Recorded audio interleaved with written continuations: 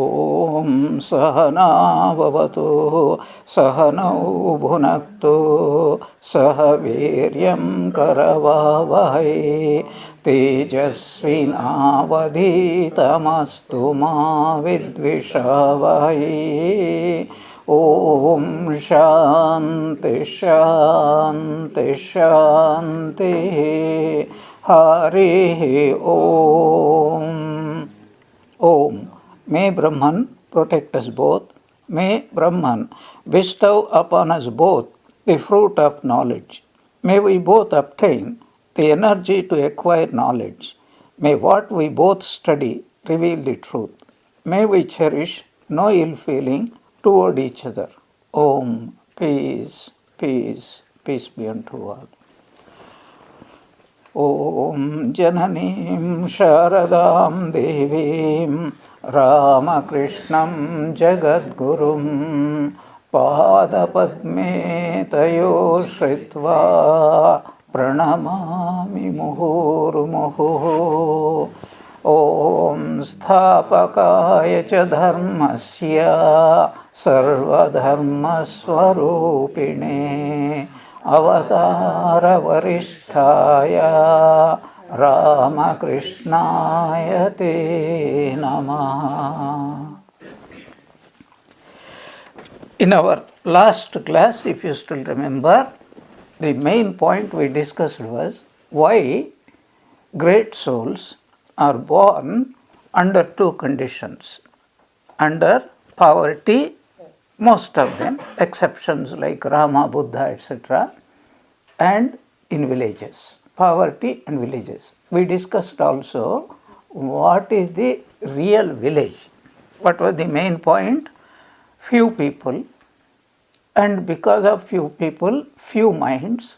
Because of few minds, less number of vibrations. This is the first point. What is the second point? In villages, the traditions are very strong. Distractions are less, traditions are very strong. Now you can go back to last, we have discussed in detail. What we want to discuss from now onwards, a great soul was to be born. And where was he born? In a place called Kamarpukur. And in this section also, we will see how it is very important to be born, not to anybody, any family, but to be born in a family which can be very conducive to the growth of these great souls, without exception. Children born to happy, pure-minded, spiritual parents who observe lot of what is called spiritual qualities, there is very good likelihood only the children also will acquire. With this we will discuss later on. Now I want to discuss some of the incidents. There was a place called Kamarpukur. This is just the introduction. No words can express the atmosphere of peace that pervaded the mainly agricultural villages of Bengal before they were devastated by malaria in 1867. People of various castes, high and low, such as the Brahmin, Kayastha, weaver, milkman, blacksmith, potter, fisherman, and dome, they all lived in harmony in those villages. This is the very important point. Second point is, all these people have been followers of various sects in Hinduism, Vaishnavas, Shaktas, Shaivas. Another important point, if you go to any Hindu temple, you will see there would be images of Shiva, and then Vishnu, Krishna, and then Devi, and then so many gods, Ganesha, Kartikeya. Now that's a very important point, because if you go to any other religious community like Christianity or Islam, how many gods and goddesses will be there? Only one. So this background is very necessary for the what is called how Sri Ramakrishna had grown up in that village where everybody accepts every other what is called manifestation of God, and that's why Hindus have no problem to go to a church or even a mosque also, but it's rare for Hindus to go to a mosque. Not because of anything, he doesn't see any God there. God means he must see some kind of image, etc. Whereas if you go to church, you will see at least Jesus Christ. It's absolutely fine. So that is very important now. So 3 points we will discuss later on. What are those 3 points? First of all, the parents must be people of great character. Secondly, there must be a lot of what is called all the so-called 4 castes, Brahmins, Kshatriyas, Vaishyas, Shudras of different actions, etc. are very necessary. What is the third point? There must be also a background surrounding of a child growing what is called different religious sects. Otherwise, Sri Ramakrishna, suppose, just imagine, if Sri Ramakrishna was born in a Christian, Orthodox Christian family, would he have been able to preach Jato Mat Tato Phat, as many faiths, so many paths? Would he have been able to do it? The result would be he would be very narrow-minded. The result would be his teachings would have been valuable only to a very narrow community of people. All these factors are involved. The most important is the good parents. Parents of great character, spiritual character, cultured people, even if they be poor people. That's why we see the events. Even though Sri Ramakrishna's parents, especially Kshudiram, was moderately wealthy man before he was born. But as soon as God decided to be born, what was the first thing he did? Took away all the wealth. And this has a connection in a promise that is declared in the Bhagavatam. In Bhagavatam there is a verse which says, upon whomsoever I bestow my grace, first thing I do is to take away all his attachments. What are the attachments? Like, wealth, etc. So that is very necessary, because if God doesn't take away our attachments, then we will never progress in spiritual life. That's very important. Okay. So now what happened? There was a place called Deri, and it is a village not very far from present Kamarpukur, maybe about 1.5 or 2 miles. Even now it is there, and a Ramakrishna Mission branch is operating there. Yeah. So Kshudiram, he was the son of one Manikram Mukhopadhyaya.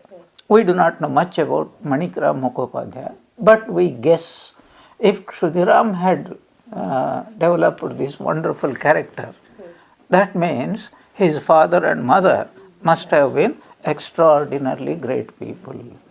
So it's very important for us to know it is never possible for a great spiritual personality to be born in a family where the parents and others are not spiritual.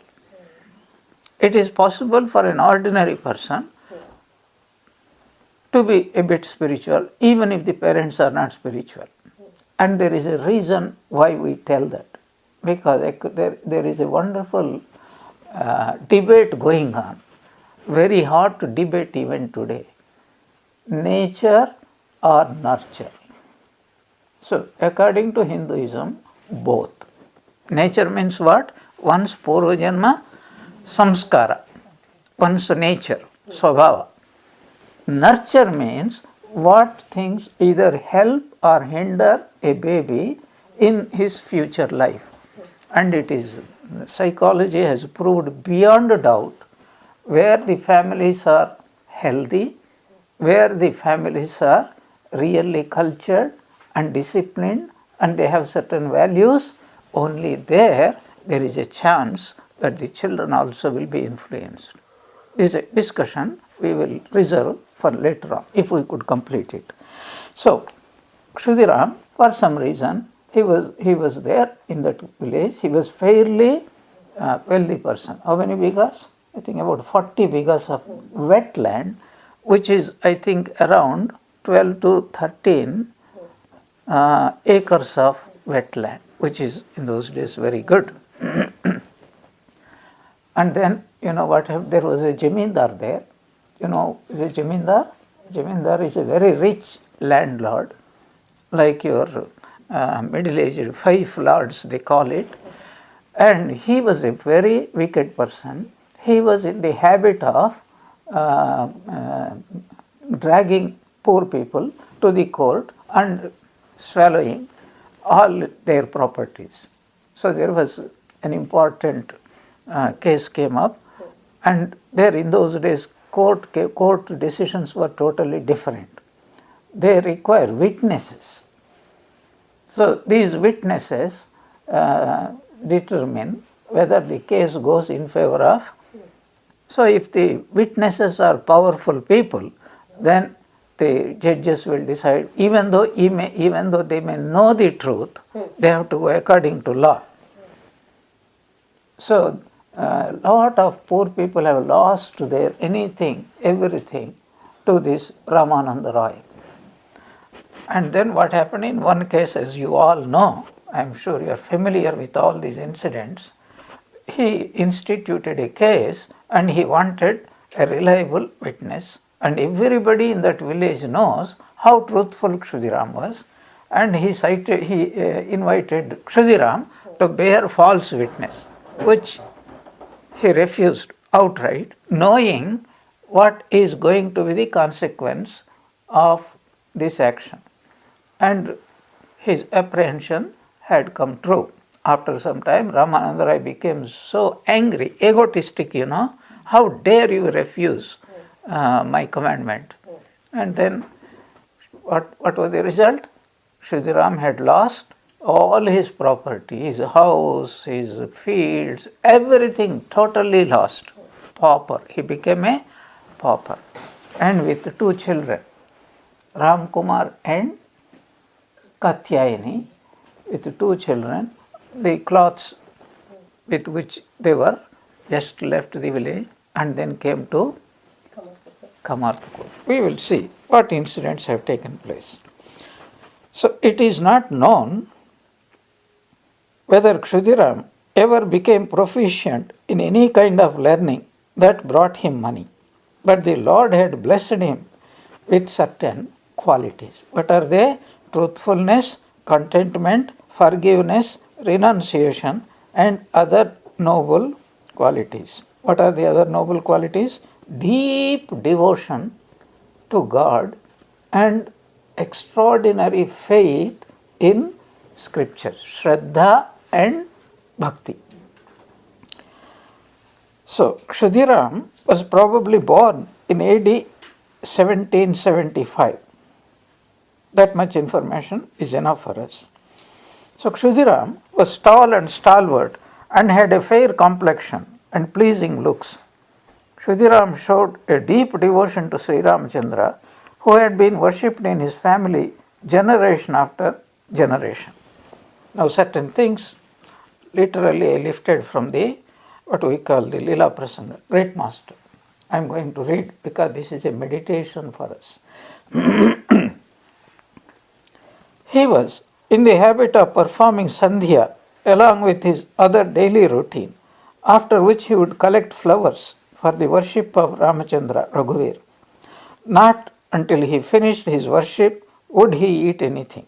He never accepted gifts from Shudras and would even refuse invitations from Brahmins who performed religious rites for them. Nor would he drink water touched by Brahmins who took money for giving their daughters in marriage. He was greatly loved and respected by the villagers for his faithful observance of pious customs. He was respected as a rishi. We'll come to that point. Now, according to Dharma Shastra, who is a Brahmin? There is a beautiful verse which says, Janmana jayate Shudraha. Samskarat bhavet Dvijaha. Veda pathanat bhavati vipro Brahma janatiti Brahmanaha. So 4 stages before a child becomes Brahmin. Janmana, by birth we are all Shudras. Who is a Shudra? A Shudra is one who has no good samskaras, who behaves like a wild animal, who has no values or principles in life. He is called Shudra. A child, we can forgive in a child because a child is accepted as most loving thing, even though it is what is called Shudra.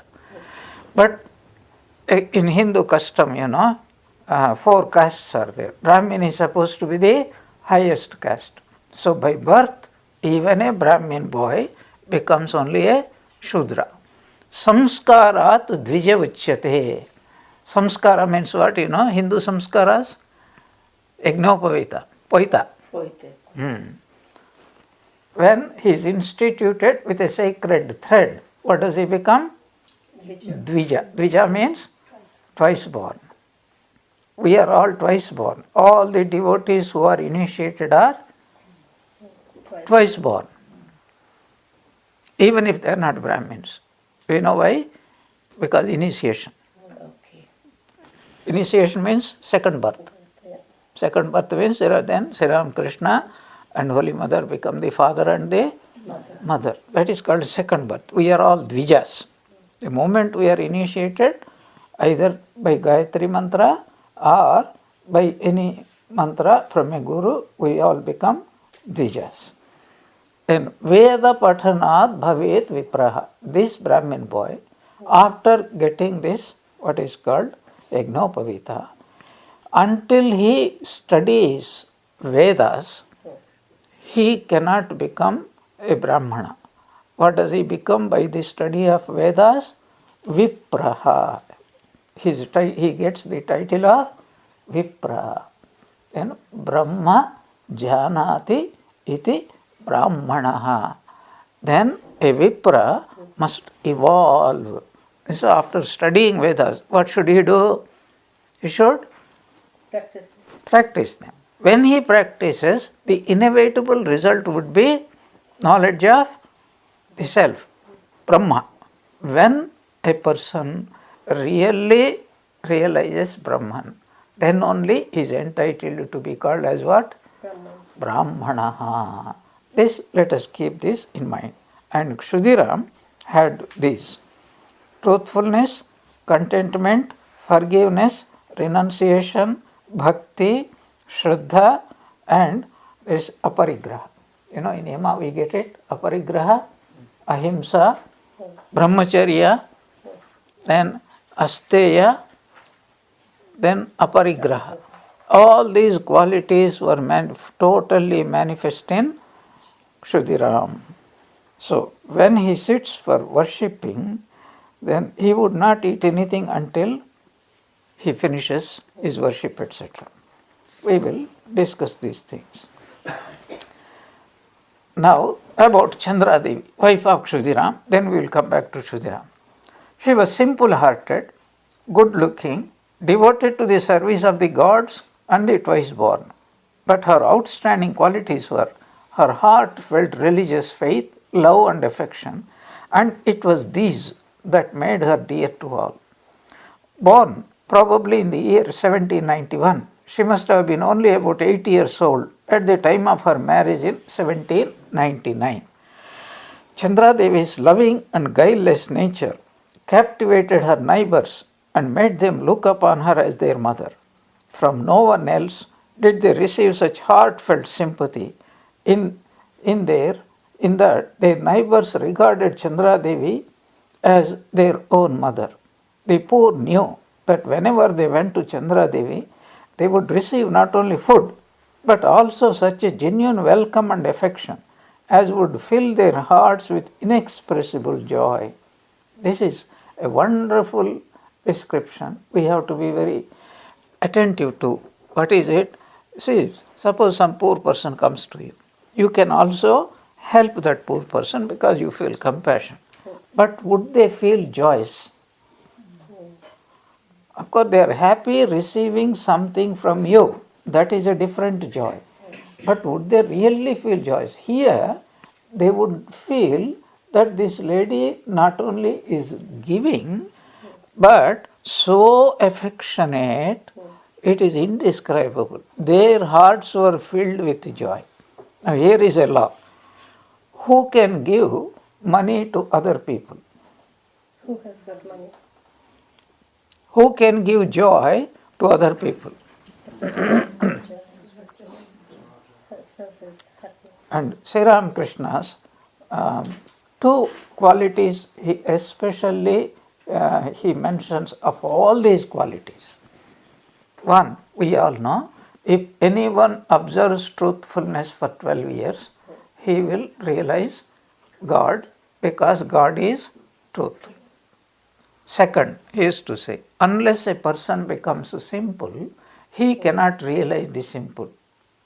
What is another name for God? Simple. He is not complex, he is very simple. It's a word with deep meaning. At some point we will discuss about it. Chandra Devi, she doesn't know any guile. What is guile? Complexity. You know what is guile? Thinking one thing, saying something, and doing something else. This is permitted only for deep spiritual people.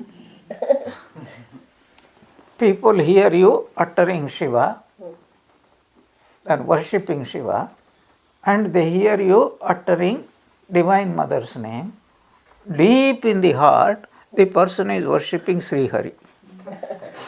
He doesn't want anybody to know that he is a devotee of Sri Hari. So this can apply to any other god or goddess, because a true spiritual person doesn't want anybody else to know. This is a secret between the aspirant devotee and the god. So he will think, oh, he is a devotee of Shiva, and etc. So in Kshudiram, what do we find? Truthfulness, absolute truthfulness. That's why God came to him. In Chandra Devi, what do we find? Simple-hearted, devoted to the gods, and no guile, absolutely no guile, and infinite amount of affection. And that is why a god was born in that village. So this was the description given that any poor people knew that whenever they went to Chandra Devi, they would receive not only food, but also such a genuine welcome and affection as would fill their hearts with inexpressible joy. Second, to holy men living on alms, her door was always open.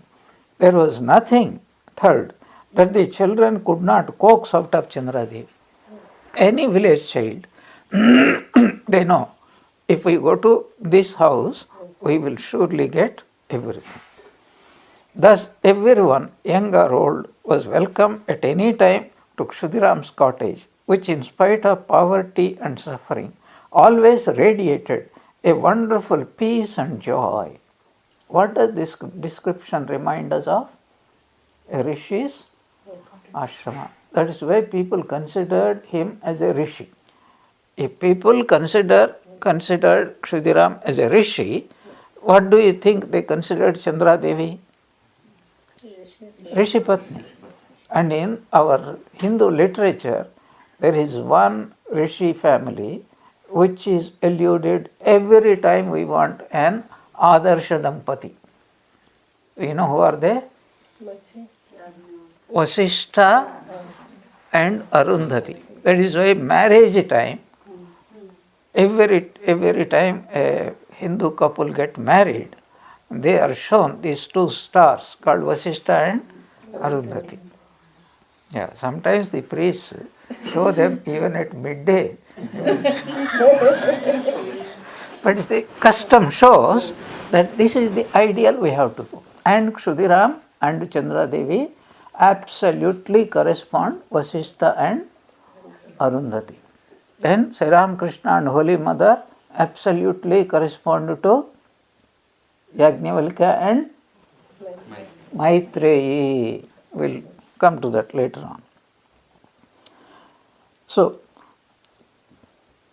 anybody was welcome at any time to Kshudiram's cottage, which in spite of poverty and suffering, always radiated a wonderful peace and joy. We have to imagine how wonderful it would be if you just to stray into that house.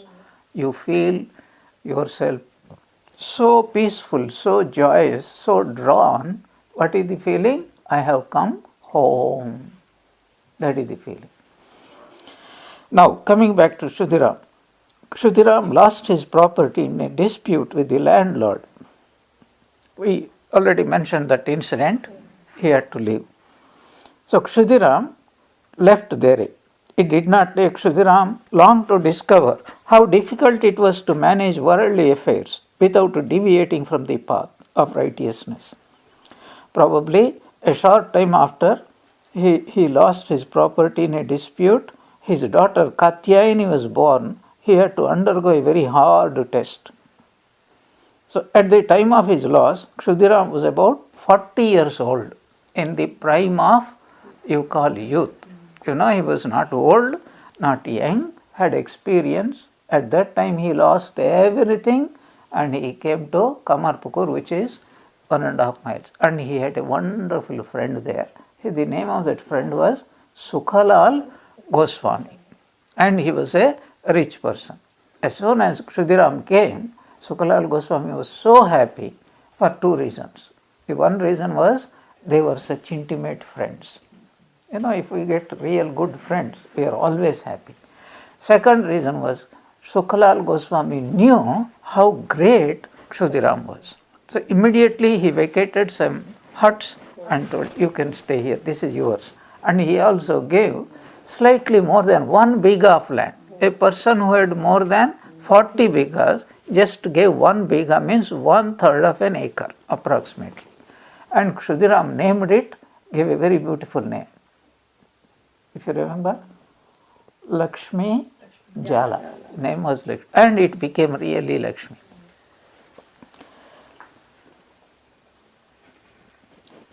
The property inherited from his ancestors, together with that acquired by him over many years, had vanished like a cloud dispersed by the wind. But this calamity did not affect his upright conduct in the least. He took absolute refuge at the holy feet of Raghuvir, calmly reflected on what he should do in order to escape the wicked landlord, and finally bade goodbye forever to his paternal homestead and village. Okay. Now, very important thing, he lost everything. He came to the new place. By God's grace, he got a little bit of what he lost. What would be the effect upon anyone's mind when a person suddenly loses everything? Usually, 2 effects are seen. First, many people are likely to commit suicide, and it has happened whenever the times of depression had come.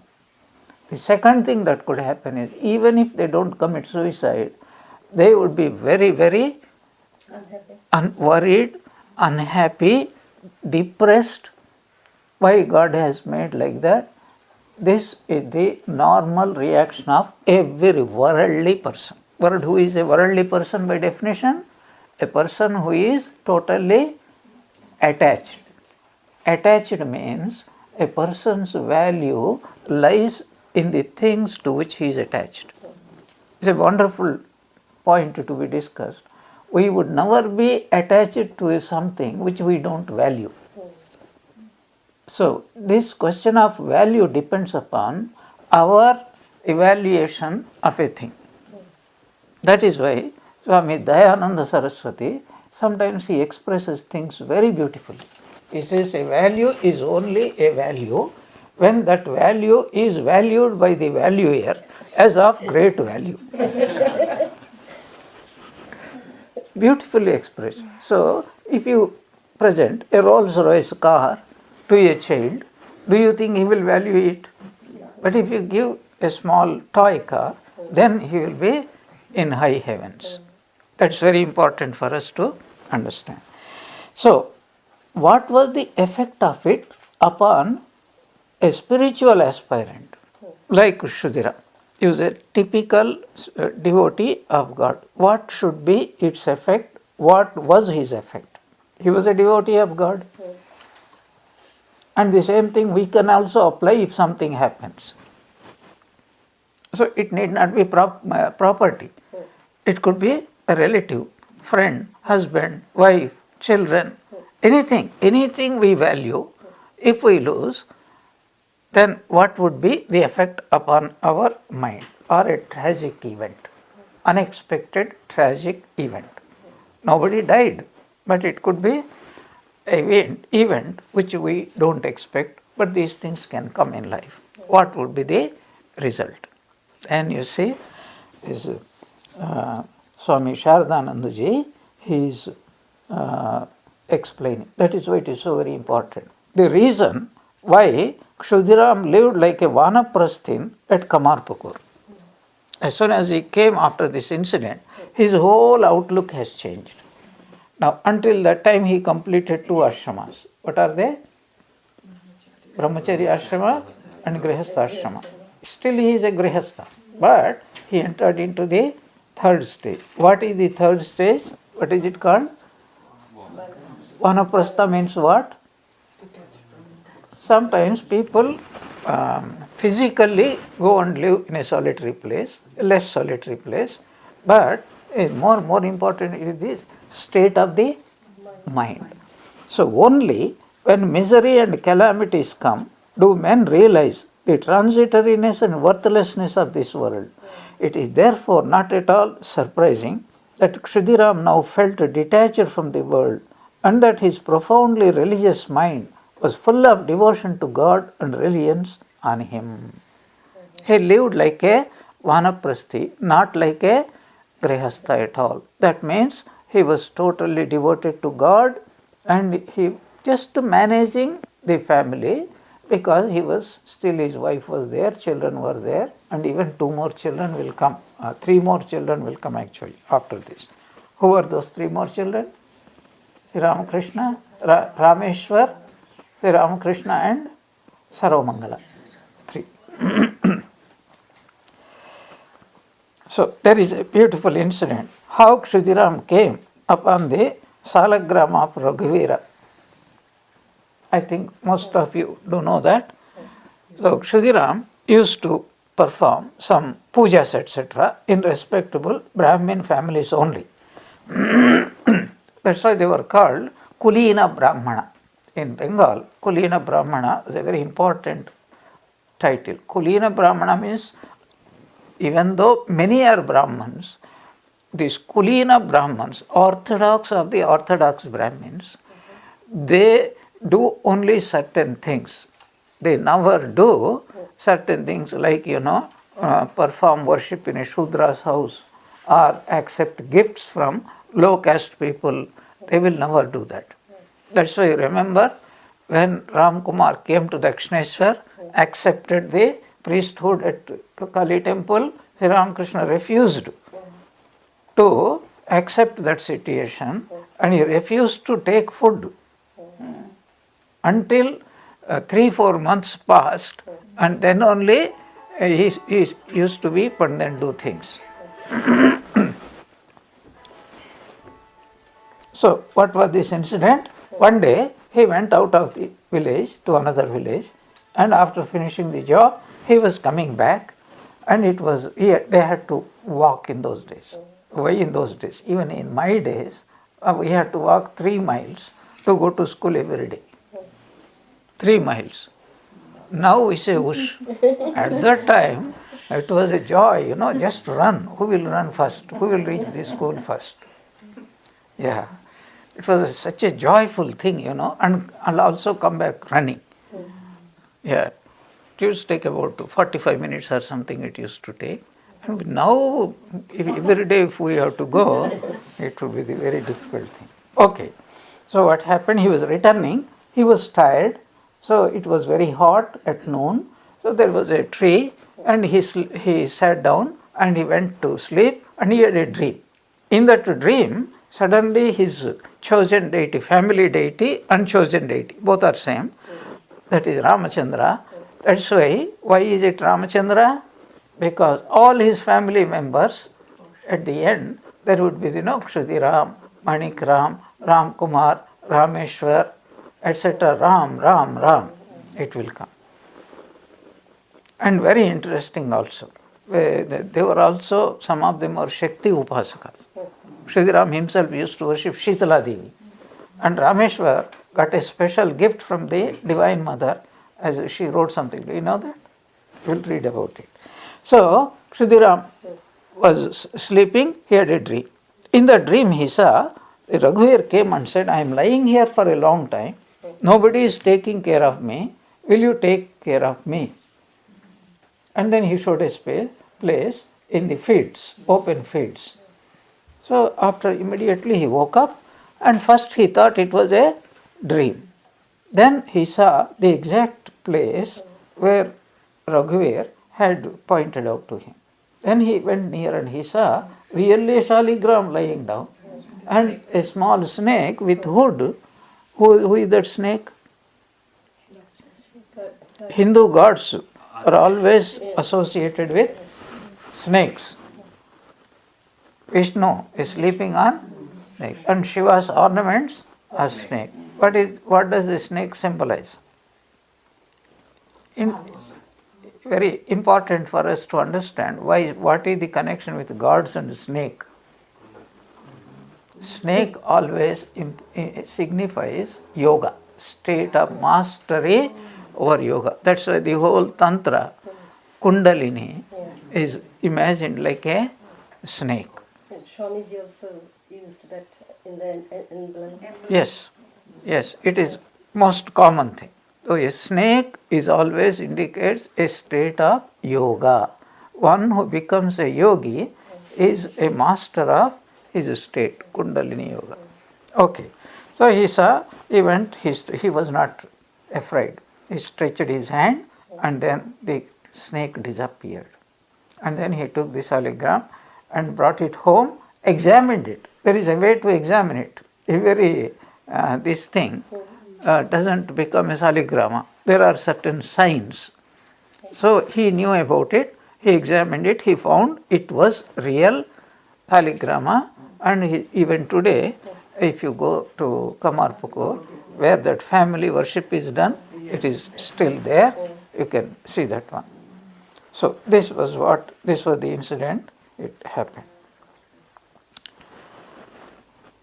The difficulties continued, but Kshudiram cheerfully bore all kinds of misfortune, strictly observing all his religious duties as ever. Some days there would be food, some days there is no food. In the beginning, those difficulties continued. But unperturbed, Kshudiram would comfort Chandramani Devi and say, never mind, if Raghuveer chooses to fast, why shouldn't we? At this, the simple-hearted Chandra, also like her husband, would resign herself to Raghuveer and go on with her household duties, and somehow food sufficient for the day would come. But he did not suffer long from this uncertainty, for that one bigha and 10 chetaks of land at Lakshmi Jala had yielded more than enough. Not only for him, he also was able to distribute it to the poor people. Henceforth, it became natural for him to be always indrawn, and in consequence, he had from time to time various divine visions. At the beginning of this class, I always mentioned, divine visions, we have to believe. If we don't believe, we are not going to have it. Let us discuss this for a minute. We are all meditating, hoping against hope that one day Ram Krishna and Holy Mother or other forms of gods, we would be able to behold them. That beholding these divine personalities, what is it called? Vision. In this connection, we also have to know, how do we know something is a vision or not? Whether it is what is called intensified imagination, or is it coming from within ourselves, or has it come from outside, from God? How do we know? There is one invariable criteria to be applied. If it is a vision, it would alter our character permanently. If it is our imagination, it will alter our character temporarily. Then we go back to our this thing. But if it is a divine vision or divine dream, because visions can occur also in dreams, then that will permanently alter our character. There is no doubt about it. Shudiram had a divine dream. Was it a dream or was it a vision? Why? Because it came true. Yeah. So he became indrawn and he had divine visions. Every morning and evening, during his prayers, he would repeat the meditation mantra describing the Gayatri. He was a Brahmin. So Gayatri mantra. During his prayers, with such a deep devotion and concentration of mind that his chest became flushed and from his closed eyes flowed tears of love. And then it is also described, his whole chest becomes reddish because the blood was moving upward. Early in the morning, he would go basket in hand to pick flowers for the worship, and at such times, the goddess Shitala, who received his daily adoration, would appear before him as an 8-year-old girl dressed in red and wearing many ornaments. Just imagine, not one day, day after day, one day, first time she appeared, and then he was gathering flowers, and then this small girl came and she was holding the branches so that with one hand basket is there, another hand he could pluck flowers, and he asked, "My child, who are you?" What was her reply? "I am Mother Shitala." And that Mother Shitala, whom he used to worship in his Kamarpukur days, that in a pot, that pot is still there, enclosed in a bigger pot. That's what at least the priest told me there. Ramlal's grandson or whatever it is there, he told me. I hope it is true. So Mother Shitala, this is every day it is happening. Every day he is seeing Divine Mother coming and helping him. How do you interpret it? You see, if she doesn't help, that day she will not get good amount of flowers. Simple. If you want, come and help. And this is seen in every saint's life. God will come and somehow help in so many ways. He helps us also. But only thing is we do not recognize in what form he is coming there. Shitala, who received his daily adoration, would appear before him as an 8-year-old girl, dressed in red and wearing many ornaments, dressed in red. That reminded me, once Ramakrishna went to his Kali temple with Hriday. As he was entering, there were some girls playing. In girls they play that jumping or whatever you call it. And then Sri Ramakrishna saw, and Hriday also saw. They went inside and they offered puja and they came out. Then Sri Ramakrishna told, "Did you see those girls playing before we entered?" "Yes, yes." "Did you notice that girl with the red sari?" He said, "Yes." "Do you know who she is?" He said, "That is Mother Kali." "Mama, why did you not tell earlier?" See, would he have believed? We don't know. But by the time they came out, she disappeared. So, they had these experiences all the time. Shitala would accompany him smiling and help him pluck flowers by bending the branches in blossom. These visions filled his heart with joy. His staunch faith and deep devotion were reflected in his countenance and kept him always on a high spiritual plane. Seeing his calm and peaceful face, the villagers instinctively recognized his spirituality and began to venerate him with the love and devotion due to a rishi.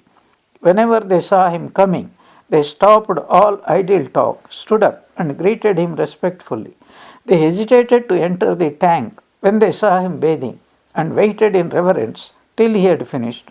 With complete faith in him, they came for his blessings in weal and woe.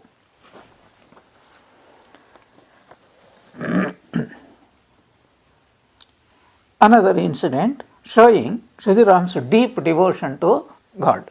Not only his family deity was Ramachandra, but he was also worshipping Mother Shitala, and he was also worshipping Lord Shiva.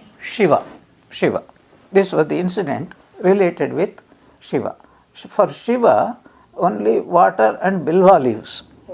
So what happened? Bilva tree is a deciduous tree which sheds all its leaves in winter.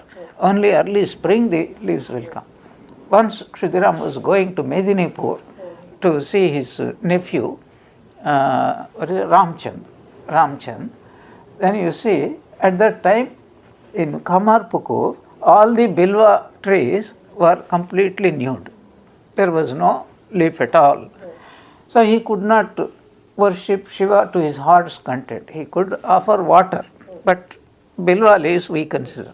So one morning he got up, was going to Medinipur. He walked for 3-4 hours, and at about 10 o'clock he found out, when he approached a village, there was a tree on the bank of a tank, on the shore of a tank, with full new bilva leaves.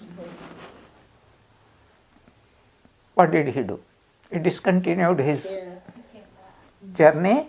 He bought one small basket and one new piece of cloth, and he washed the basket, and he gathered enough number of bell leaves, and then walked back another 3-4 hours.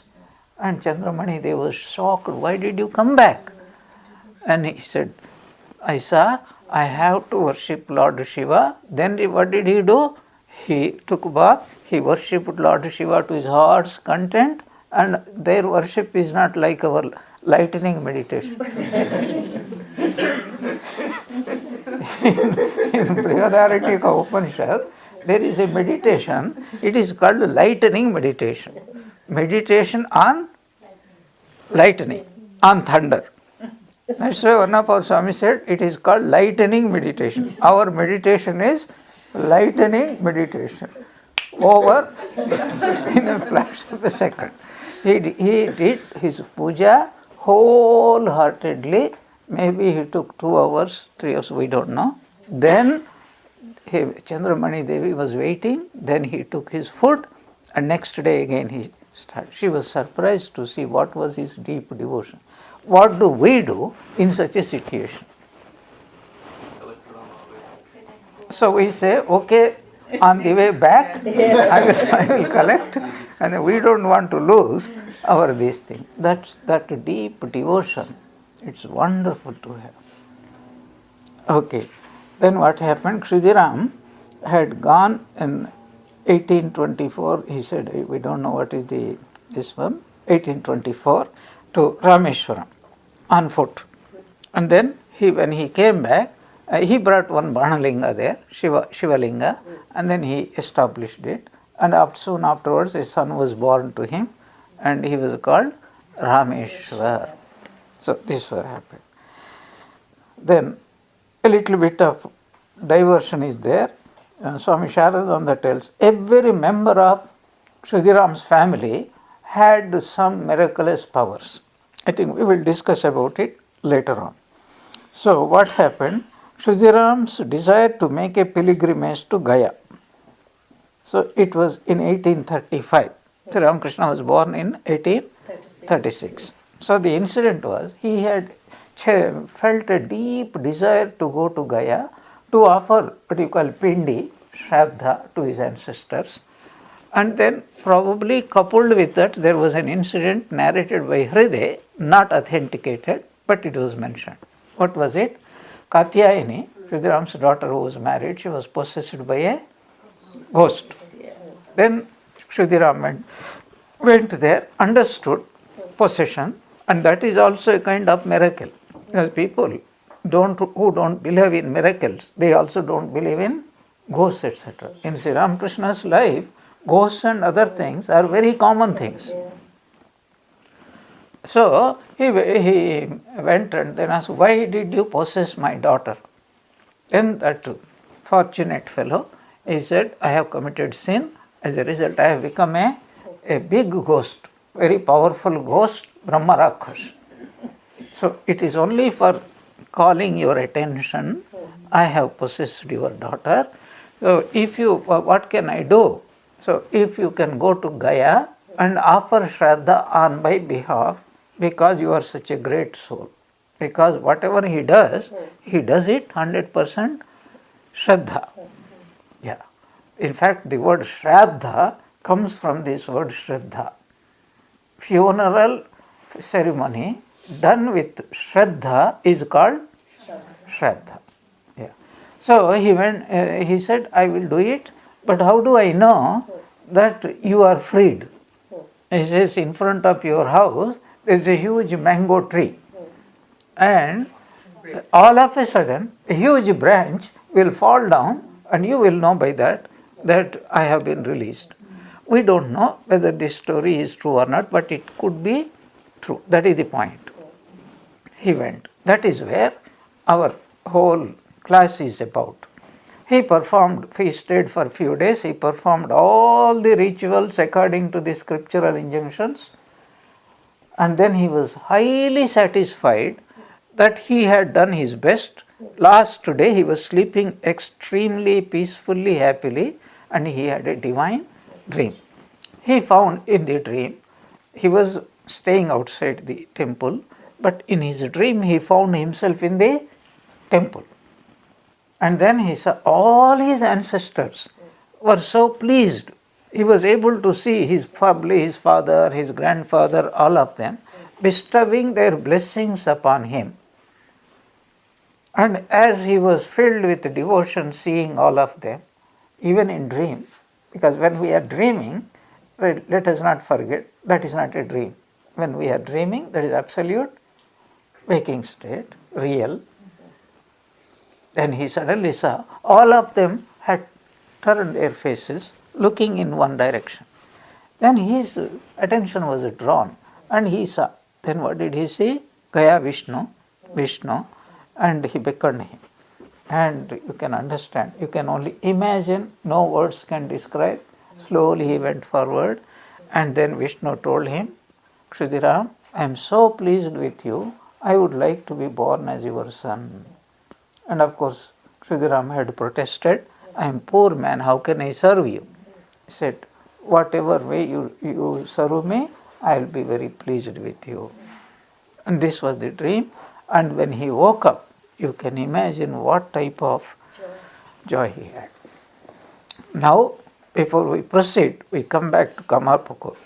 He was still there several months. Meanwhile, we all know, one day Chandramani Devi went to the Shiva temple, which is just next to her. And as she was entering into that from outside, divine light from the Shivalinga just flooded and came and then overwhelmed her. She became unconscious, but she felt that light entered her womb, and she felt that she was with child. Now after she came back to consciousness, there was a companion, Dhani. And then she told, this is what had happened. And she said, you have become mad in your old age. How is it possible for the light to come and you become pregnant, your husband is not there? She said, she was very simple. She did not hide anything. She said, that is my firm conviction. And they did not believe. How can a woman become pregnant with family when the husband was not there? But we have instances of at least 6 instances. Okay. Jesus Christ, Mother Mary, Bhagavan Buddha, Bhagavan Ramchandra. How was Ramchandra born? Not because of Dasharatha and Kausalya, by eating that one. What about Bhagavan Krishna? That is also due to divine this thing. Then we have Chaitanya Mahaprabhu's instance. Then Shankaracharya's instance. Shankaracharya's parents did not have a child. They were praying. Then you see, one night they were devotees of Lord Shiva. And one night, the Shankaracharya's father dreamt. Shiva came in the dream, said, I am pleased with you. I myself will be born as your son, but you have to decide two things. Do you want a son, very ordinary, will live long time, or extremely brilliant, will live only very short time? And he chose a brilliant son, even though he was only very short-lived. So, she conceived not by male contact, but through God's grace. Now, this is a subject which most people will poo-poo. What's the Sri Chaitanya's story? Huh? Sri Chaitanya's story? His father also, they prayed to the Lord and they had a divine vision like that. As a result, Chaitanya Mahaprabhu was born. So what we see, wherever an incarnation of God, he is never born as a what is called normal event. Husband and wife come together and the wife conceives. Wife conceives but not through husband. These are the incidents. Lord Buddha, one day this lady, Mayavati, she felt that a white elephant has entered into her womb and she felt that she was with child. And she told her husband and he called the astrologers and they all believed. In all these cases, what is extraordinary, the husbands with absolute faith have accepted this as a fact of life. Now you tell it to any modern scientist, either he says it is superstition, or they say it is impossible, or third thing they say it is a tale created by devotees to propagate the glory of their own particular deity. But Sri Ramakrishna was born to prove that it is not a tale. Why? Because the husband was not even there when she was, after a few months, when he returned, then he found her with, this is most interesting, she was pregnant. What should be a husband's reaction when he was not there, his wife was with a child? What would be the normal reaction? But he also could have had the same reaction. But he knew, two things he knew. The first thing is, he had that divine dream and he had 100% faith in that divine dream. The second thing that happened was, he knows Chandra Devi so well, he knows, even by mistake, she is not a person to commit any kind of sin. He had the tremendous faith in his wife because he has seen her nature. She never hid anything. As soon as he came, we will discuss in our future class, she also told him, because she had so much of confidence in her husband. She told, this is what happened and they all called me mad and all that. He also, because that background, and he told, no, whatever you know, it is all true, it is God's grace. A great soul, Mahapurusha, is going to be born in our family, so be very careful, very pure. Not only that, there are certain things we will discuss in our next class.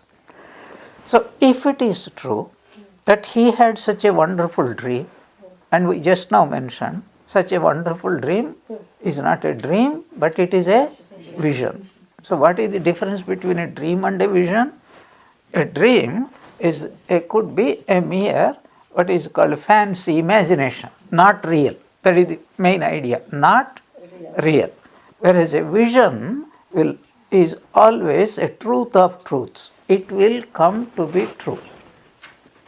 And if it is a vision, how do we know? We already discussed. What was that? There would be change in character. So there was a change in the character of Kshudiram, and there was a greater change in the character of Chandramani Devi. What are all those characters? We will discuss, because she also had several visions. This was only one of the visions. Several visions of gods, goddesses. But the most astonishing change that came over her. Now, if we believe that in her womb who was growing? God. So God is the mother of the whole universe. Therefore, she became a mother of the entire universe, as it were, of even gods, goddesses that we will read out in our future class. So we will stop here now. Om Shanti Shanti Shanti.